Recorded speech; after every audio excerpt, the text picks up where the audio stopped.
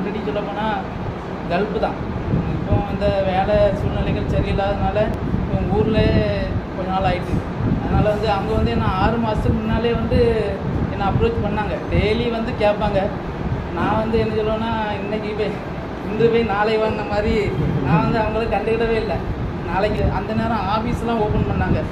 Office open பண்ணும்போது வந்து அங்கே எல்லாரையுமே பார்த்தேன். எல்லாரையும் பார்த்து பேசி நம்ம ஸ்டீஃபன் சார் அவங்களாம் நல்லா மோட்டிவேட்டு. நான் வந்து இப்போ டோட்டலாக வந்து எனக்கும் என் ஒய்ஃபுக்கும் ஒரு 100 ஐடி கிட்ட போட்டேன்.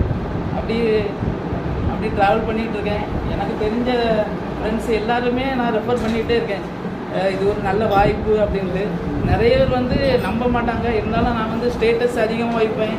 நிறைய மோட்டிவேஷன் வீடியோ வந்து நம்ம ஸ்டீஃபன் சார் அவங்களுக்குள்ள வீடியோலாம் நிறைய பார்த்து நிறைய எனக்கு தெரிஞ்ச ஃப்ரெண்டெல்லாம் நிறைய பேர் ரெஃபர் பண்ணி நிறைய பேருக்கு வந்து மோட்டிவேஷன் பண்ணும்போது எல்லாருமே வராங்க. எப்படியுமே ஒவ்வொரு ஆளாக ஒன்று ஒன்றா வருவாங்க. இந்த பிஸ்னஸை வந்து யாருமே வந்து பிஸ்னஸை புரிஞ்சு வரணும். சும்மா ஐடி போட்டுட்டு அவங்க புரியாமல் இருந்தால் வேஸ்ட்டில். இந்த பிஸ்னஸை பற்றி எனக்கு வந்து நல்லா புரிஞ்சுக்கிட்டேன். புரிஞ்சு ட்ராவல் பண்ணிட்டு இருக்கனால அவங்க சொன்ன மாதிரி மைவி3 பிரியர்களை விட வெறியர்கள் வேணும் அப்படின்ற மாதிரி என்ன மாதிரி நிறையா வெறியர்களை வந்து உருவாக்கும்போது நம்ம டீமை வந்து சீக்கிரம் டெவலப்மெண்ட் பண்ணிடலாம். டீமு டெவலப்மெண்ட் பண்ணதெல்லாம் ஒரு சிம்பிளான மேட்ரு.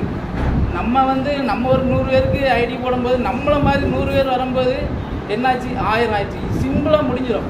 சிம்பிளாக நம்ம டீமை வந்து டெவலப்மெண்ட் பண்ணலாம். ஆனால் வந்து கம்பெனியை பற்றி வந்து முதல்ல ஃபுல்லாக தெரியணும், தெரிஞ்சு பண்ணணும்.